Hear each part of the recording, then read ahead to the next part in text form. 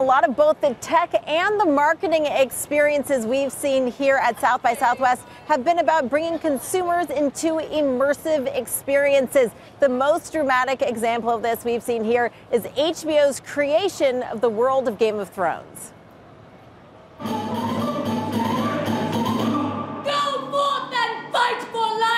HBO clearly spending millions of dollars on this interactive experience, with 80 actors outfitted in original costumes from the show to impress the 3,000 people who pass through and get them to spread the word to millions more, using this immersive world to kick off a blood drive in partnership with the Red Cross, saying it's already lifting the number of new donors nationwide by 40%.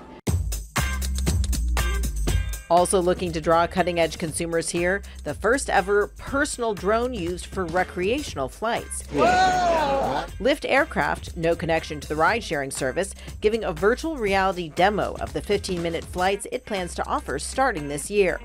In addition to tons of virtual reality demos, augmented reality is in focus, with tools like this one to virtually try on glasses. We're seeing more robots like these LG prototypes and more artificial intelligence like this Lockheed Martin exoskeleton to give people superhuman strength.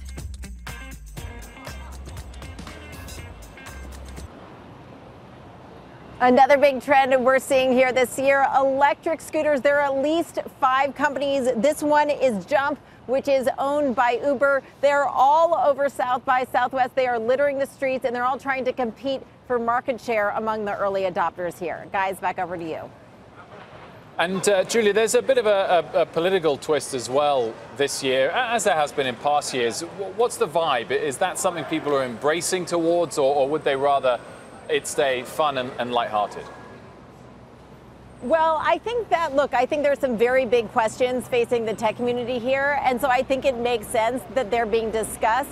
I do think that we're seeing more political speakers than ever on the stage in the convention center, which is here behind me. We had Senator Amy Klobuchar calling on for a tax on the big tech companies, saying they should have to pay for their use of consumer data. Then we had Senator Elizabeth Warren. She doubled down on her push to really break up the big tech companies. She spoke specifically about both Facebook and Amazon and some of these other giants. So I think it makes sense that this year in particular that this would really be in focus. And we have just so many candidates for the 2020 election here.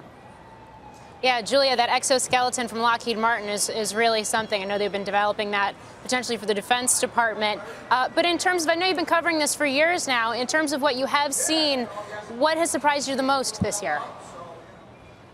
I mean, I think what's kind of amazing, Morgan, is we're seeing some of these technologies, which were very far out, very futuristic, really seem to come to fruition this year. We were hearing about flying cars, and now we see this drone, which is getting ready to take flight and take consumers up in the air for $250 to be able to pilot your own one-person drone. So that seems pretty accessible and sort of really close to happening. I mean, this is the first year we've seen scooters here. You see people zipping behind me. And I think even the robots are much closer to reality. I mean, a lot of those robots, like the ones we saw in LG's demo, those are about home assistants and connecting your home. So I think the future is here, and these are the companies that are really trying to sell it to consumers.